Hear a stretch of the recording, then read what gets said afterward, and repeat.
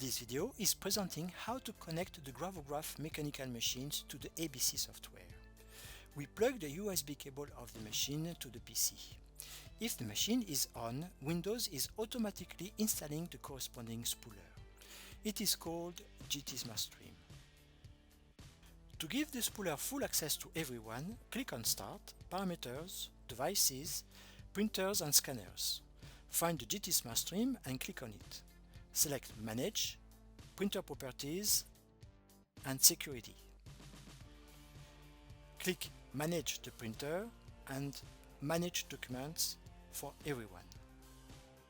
Let's add now the machine inside the ABC software. Let's click on Properties, Machine Configuration, create the new machine by selecting the correct model, and select GTSmartStream.